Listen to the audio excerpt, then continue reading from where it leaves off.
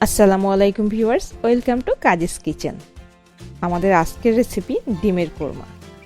খুবই সিম্পল এবং ইজিভাবে কিভাবে ডিমের কোরমা রান্না করা যায় সেই রেসিপি আপনাদের সাথে শেয়ার করছি। ভিডিওটি যদি আপনাদের ভালো লাগে তাহলে অবশ্যই লাইক অ্যান্ড সাবস্ক্রাইব বাটনে প্রেস করে পাশে থাকবেন। তাহলে চলুন রেসিপিটি দেখে নেওয়া যাক।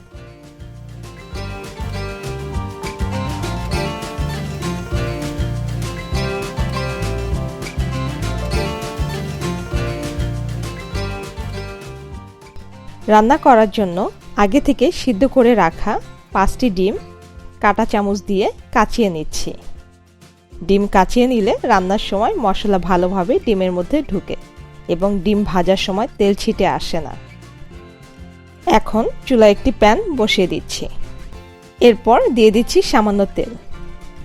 তেল গরম হয়ে এলে সিদ্ধ ডিমগুলো তেলে হালকা ভেজে নিচ্ছি। হালকা ব্রাউন কালার হলে ডিমগুলো নামিয়ে নিচ্ছি। এখন আরেকটি প্যানে দিয়ে দিচ্ছি সামান্য পরিমাণ তেল। তেল গরম হয়ে আসলে দিয়ে দিচ্ছি 2টি তেজপাতা, 3টি লং, 3টি এলাচ, 4-5টি গোলমরিচ। এরপর হালকা ভেজে নিব 1 মিনিটের মতন। হালকা ভেজে দিয়ে দিচ্ছি 1 কাপ পরিমাণ পেঁয়াজ কুচি। এরপর পেঁয়াজগুলো ব্রাউন করে ভেজে নিচ্ছি। এ পর্যায়ে চুলার হিট মিডিয়াম টু লো ফ্লেমে থাকবে। পেঁয়াজ ব্রাউন কালার হয়ে আসা পর্যন্ত অপেক্ষা করছি। পেঁয়াজগুলো ব্রাউন কালার হয়ে এসেছে। এ পর্যায়ে দিয়ে দিচ্ছি 1 টেবিল চামচ পরিমাণ আদা রসুন বাটা, 1 টেবিল চামচ পেঁয়াজ বাটা, সামান্য পরিমাণ গুঁড়া মরিচ, আধা কাপ পরিমাণ টক দই, আরও দিচ্ছি 1 চা চামচ কাজু বাদাম বাটা ও 1 চা চামচ জিরা বাটা।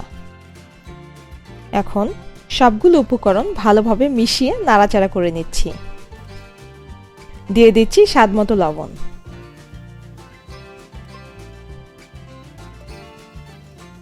এখন মশলাগুলো ভালোভাবে কষিয়ে নিচ্ছি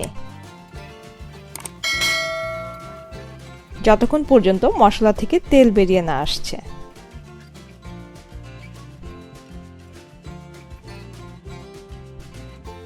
পাঁচ 6 মিনিট কষানোর পর দেখবেন মশলা থেকে তেল বেরিয়ে এসেছে।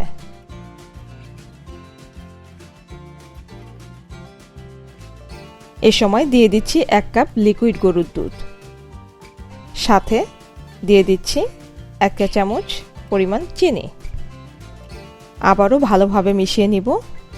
বলক না আসা পর্যন্ত নাড়াচাড়া করে নিচ্ছি।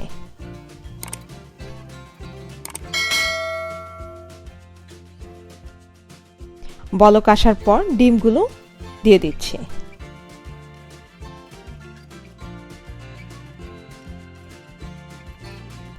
এরপর দিয়ে দিচ্ছি 5-6টি কাঁচামরিচ। এতে খুব সুন্দর একটি ফ্লেভার আসে। 2-3 মিনিট পর দিয়ে দিচ্ছি আগে থেকে ভেজে রাখা বেরেস্তা। দিয়ে দিচ্ছি 1 চা চামচ গোলাপ জল।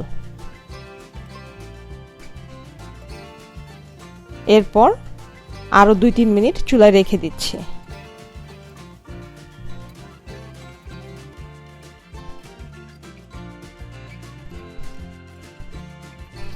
এবার চুলা থেকে নামিয়ে পরিবেশন করে নিচ্ছি।